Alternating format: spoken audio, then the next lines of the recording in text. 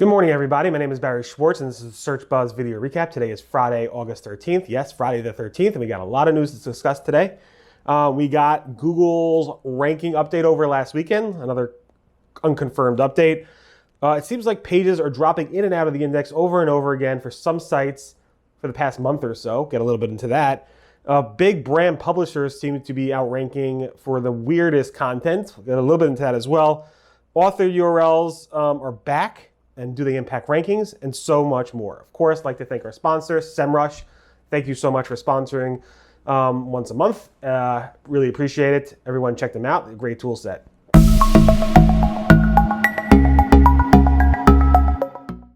Okay, first up, Google seems to have started to roll out another Google update around August 6th. I'm not sure if this is related to the spam update that Google rolled out for over a 2-week period. I did ask Google if the spam update was complete. And as of Tuesday, I believe Google said, no, it's not complete yet. I did ask again this morning. I'll find out, update you as well. But there was definitely a lot of chatter starting on August 6th, which was last Friday, a week ago today, throughout the weekend of last weekend. So if you did see any changes there, you're not alone. There's definitely lots of tools that kind of lit up over that weekend.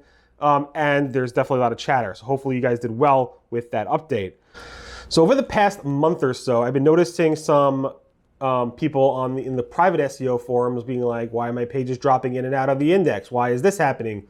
Why is that happening? Why are these pages no longer showing up? Oh, they're back, they're gone, they're here, they're not. But basically, it seems like new pages, and even sometimes home pages, are in the index and then dropping out of the Google index and happening over and over and over again. I provided some, then I started noticing some public examples of this. So I posted some of them on my site on Search Engine Roundtable. I'm not sure if they're all relevant per se, but if you are noticing this, where like you in the URL inspection tool and it says it's in the index, and 2 minutes later, or 2 hours later, the next day, it's out and then it's back, 2 hours later, you're definitely not unknown. I'm not exactly sure what's going on. Google has not confirmed any of this, but it does seem to be an issue.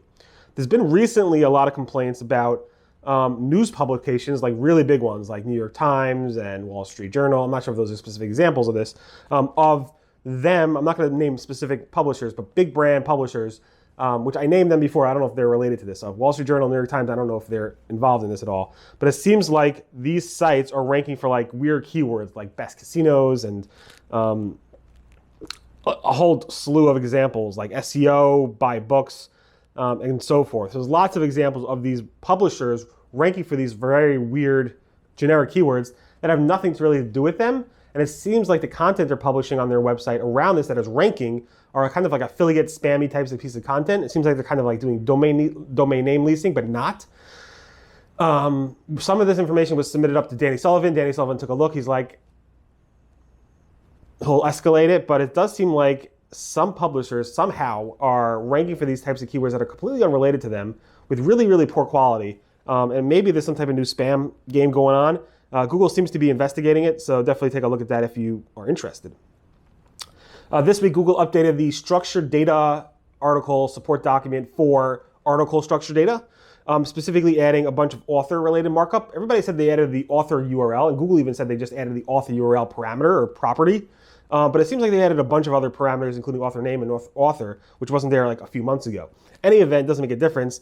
They now have this new structured data property author URL, which lets you uniquely identify that this author wrote this piece of content by associating that author to either their social media profile, their bio, or something like that. Now, I asked John Mueller, are you concerned that maybe some people will fake the author information? At least with authorship back in the day would have your photo, would have all this information, and people, I guess, faked it then too. But are you concerned that people would fake the author's details to say, I don't know, Walt Mossberg, who's a really well-known tech writer, wrote this article on my little site, but usually Walt Mossberg writes on the Wall Street Journal or whatever. So you basically take that author profile, say Walt Mossberg wrote this article on my site, link to their author profile on their own website, and Google will be like, oh, this really serious author wrote this, we should rank it well. Now, it seems like Google's not yet using it for ranking purposes. It may, who knows. But right now, John Mueller said we're not worried about it. It's not an issue because they're pretty good at picking up spam and they know what to do. And right now, Google uses hundreds of signals and they're not even necessarily using it yet for this purpose, for ranking purposes, but they may. So just keep that in mind. Interesting topic alone. Okay, so next is Google's John Mueller said that not all core update releases affect the same aspects of core web search. So John Mueller basically said, these are, as far as I know, these were essentially separate and unique updates that we did. So it's talking about the first core update in June and then the second core update in July. So we basically call them both core updates because they affect the core of our ranking system. But he said that doesn't mean that they affect the same core parts of the ranking system. So basically, different core updates could have different impacts on your site as well as the actual search results. So keep that in mind. Different core updates could be totally different from each other. Google still has not moved all websites to mobile first indexing. Initially, the deadline was September of 2020, which is several months ago. And then they moved that deadline because of COVID to March 2021. And then Google's like, oh, we're not yet done yet. And there was no ETA. And then John Mueller gave an ETA this week saying we're still working on moving all the remaining sites to the mobile first indexing. There's no ETA on when that will be happening. So just keep that in mind. Google posted a blog post, Daniel Westberg and other Googlers, I think Maya, I forgot her last name. Maya Mamo from Google published a blog post on the Google blog basically around how Google Search Console Insights, the new Search Console Insights data is actually handled. Basically a behind the scenes look at that data. And it basically goes through all the data points that tool provides and gives you some insight that you may not have heard before. So definitely take a look at that if you are a fan of the Google Search Console Insights reports. Google's John Mueller said that they do not filter out every single piece of automated bot traffic from Google Search Console, so keep that in mind. Google's structured data testing tool, which was replaced by the schema.org validator tool, and obviously the Google Rich Results testing tool is now, if you go to the old Google structured data testing tool, it's no longer going to be there. It's going to give you a landing page to either go to this schema.org page or go to the Google Rich Results testing tool. That's pretty cool. Google's testing affordable picks carousel in mobile search. It basically shows you lower cost items for the same product. They're also showing it as cheap products or cheap alternatives, I think.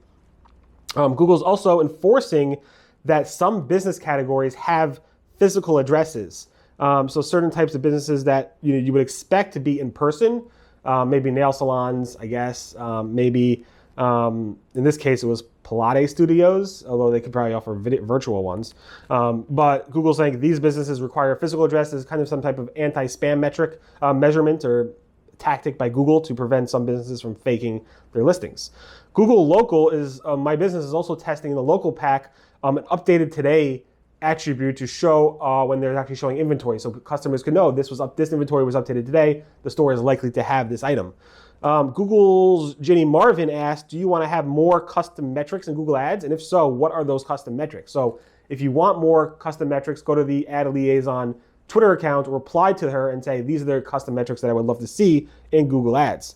Google Ads also released Google Ads Editor version 1.7, which added a bunch of features, but the biggest features are Google Hotel Ads, YouTube features, as well as extension forms. So take a look at that if you're using the Google Ads Editor.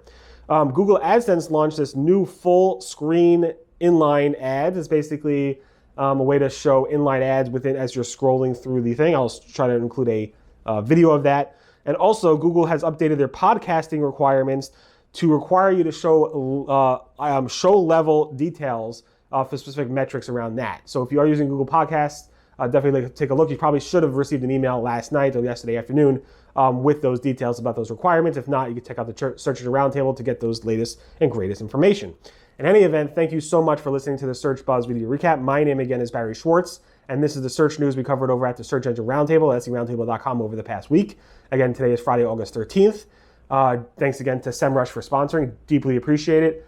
Finally, I will be on vacation next week with the family. I do plan on having stories out every single day. I should be back by Friday. Everyone have a great and safe weekend. Have a great and safe week, and I'll see you guys next week. Be well. Bye-bye.